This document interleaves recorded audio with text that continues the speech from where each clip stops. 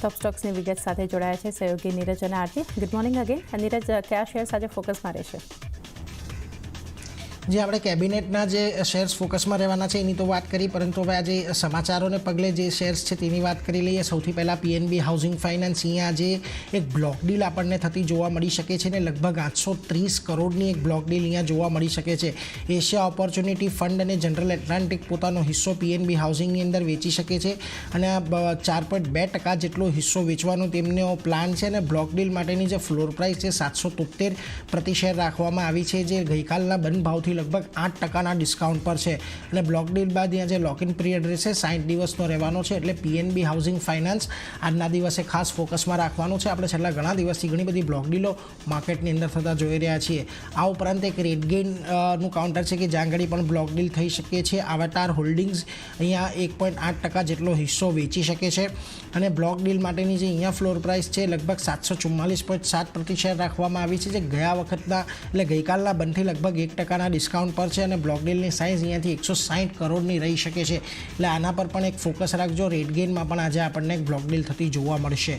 આ ઉપરાંત માસ ફાઇનાન્શિયલ્સ પર એક નજર રાખવાની છે, કારણ કે અહીંયા ક્યુઆઈપી લોન્ચ કરવામાં આવ્યો છે કંપની દ્વારા અને 400 કરોડનો કુલ ક્યુઆઈપી છે અને 100 કરોડનો ગ્રીન શૂ ઓપ્શન રાખવામાં આવ્યો છે. એટલા માટે કે જો અહીંયા ડિમાન્ડ વધારે આવે છે તો 100 કરોડ રૂપિયાનો તેઓ વધારે અહીંયાથી ક્યુઆઈપી લાવી શકે છે. અને જે ઇન્ડિકેટિવ પ્રાઇસ છે એ 286.25 પર રાખવામાં આવી છે. એટલે સીએમપીથી લગભગ 8.5% ડિસ્કાઉન્ટ પર આપણને આ પ્રાઇસ જોવા મળે છે ગઈકાલના બંધથી. અને બેઝ સાઇઝ અહીંયા 8.5% એટલે 8.5% છે અને ડિમાન્ડ વધવા પર 10.65% જેટલો હિસ્સો તેઓ વેચી શકે છે.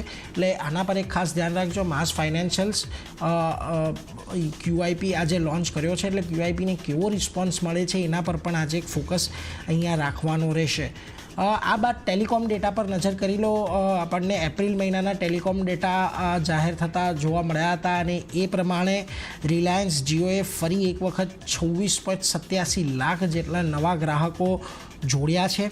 એની સામે ભારતીય એરટેલે 7.52 લાખ ગ્રાહકો જોડ્યા છે અને વોડાફોન આઈડિયાએ લગભગ 7.35 લાખ જેટલા ગ્રાહકો ગુમાવ્યા છે. એટલે ટોટલ કાઉન્ટ અહીંયાથી આપણને ખાસું એવું વધતું જોવા મળી રહ્યું છે. અને રિલાયન્સ જીઓએ લગભગ ગયા મહિને એપ્રિલની આગળ જે માર્ચની અંદર લગભગ 21.4 લાખ જેટલા યુઝર્સ જોડ્યા હતા, એની સામેથી સંખ્યા અહીંયાથી વધતી દેખાય છે. એટલે રિલાયન્સ, ભારતીય એરટેલ બંને આજે આપણને ફોકસમાં રહેતા દેખાશે. આ ઉપરાંત સન ફાર્મા ખાસ અહીંયાથી ધ્યાનમાં રાખવાનું છે, કારણ કે યુએસ એફડીએ પાસેથી દાદરા યુનિટને એક વોર્નિંગ લેટર આપવામાં આવ્યો છે. એફડીએ જો જે લેટર છે એ ખાસ કરીને હાલની જે જીએમપી પ્રેક્ટિસિસ છે એના વાયોલેશનને લઈને, એટલે કે એ જે નિયમો છે નિયમોના ભંગને લઈને આપવામાં આવ્યો છે. જો કે આ લેટરની અંદર શું કન્ટેન્ટ છે, શું લખવામાં આવ્યું છે, કઈ બાબતે વોર્નિંગ આપવામાં આવી છે કે કઈ બાબતોએ પગલાં લેવા માટે જણાવવામાં આવ્યું છે, એ બધી ડિટેલ હજી બહાર નથી આવી. પરંતુ એટલું અત્યારે કહેવામાં આવ્યું છે કે યુએસ એફડીએ દ્વારા એક વોર્નિંગ લેટર આપવામાં આવ્યું છે દાદરા યુનિટને. એટલે સન ફાર્મા માટે આજના ન્યૂઝ થોડાક નેગેટિવ રહેતા જોવા મળી શકે છે. શક્ય છે કે કોઈ બહુ મોટા અવલોકનો આની અંદર ના હોય, પરંતુ જો મોટા અવલોકનો કોઈ નીકળે છે તો ચોક્કસથી અહીંયાથી કંપની માટે એક અહીંયાથી નેગેટિવ રહેશે. પરંતુ જ્યાં સુધી સ્પષ્ટતા નથી આવતી કે આ વોર્નિંગ લેટરની અંદર શું કહેવામાં આવ્યું છે, ત્યાં સુધી કદાચ આપણને આ સ્ટોકની અંદર ઘટાડો આવતો જોવા મળી શકે. બીજી તરફ બ્રિગેડ એન્ટરપ્રાઇઝ આજે ખાસ ફોકસમાં છે. એક કોચીમાં વર્લ્ડ ટ્રેડ સેન્ટરના 3જા ટાવર બનાવવા માટે કંપનીએ ઇન્ફો પાર્ક સાથે એક કરાર કર્યા છે. લગભગ 150 કરોડના પ્રોજેક્ટનું આખું ડેવલપમેન્ટ થવાનું છે. એટલે એના પર એક ખાસ ધ્યાન રાખજો. અહીંથી પણ આજે એક આપણને પોઝિટિવ એક્શન જોવા મળી શકે છે. જો કે ગઈકાલના બજારમાં રિયલ એસ્ટેટ સ્ટોક આપણને થોડાક દબાણમાં જોવા મળ્યા હતા. એટલે આજે કઈ રીતનો કારોબાર થાય છે એના પર નજર રાખીશું. તો આ બધા stock PNB housing finance, રેડગેઇન, Sun Pharma, આના પર નજર રાખીશું. પરંતુ આરતી, તમારી પાસે કયા લિસ્ટમાં આજે સ્ટોક્સ સામેલ છે? જે હું શરૂઆત કેયા ઇન્ડસ્ટ્રીઝ સાથે જ કરીશ. અહીંયા જે રીતે એક સમાચાર બનતા દેખાયા છે, નેગેટિવ સમાચાર છે. કંપનીના જે કામદારો છે તે 19 જૂન એટલે કે ગઈકાલથી હડતાળ પર ઉતર્યા છે. અને આ હડતાળના કારણે ખાસ કરીને 2 જે પ્લાન્ટ્સ છે, રખોલી અને ચિંચપાડા, આ 2 પ્લાન્ટ્સમાં કામગીરી જે છે તે આંશિક રીતે થોડી ઘણી પ્રભાવિત થતી આપણને દેખાઈ શકે છે. અને કંપનીના અન્ય પ્લાન્ટ્સ છે તેમાં કામકાજ યથાવત છે. ખાલી આ 2 પ્લાન્ટ જે છે તેમાં કામગારોની હડતાળના કારણે પ્રભાવ જે છે આપણને જોવા મળી શકે છે.